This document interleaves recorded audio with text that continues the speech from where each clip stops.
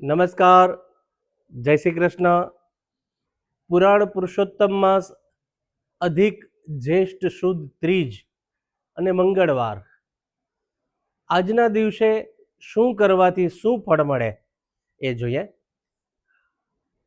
જો આપના ઘરની અંદર આવક થતી નથી, દરિદ્રતા છે, તો એ દૂર કરવા પુરુષોત્તમ મહિનાની અંદર આજના દિવસે કોઈ જરૂરિયાતમંદ વ્યક્તિઓને મીઠાનું દાન કરવાથી દરિદ્રતા દૂર થાય છે અને આવકમાં વધારો થાય છે.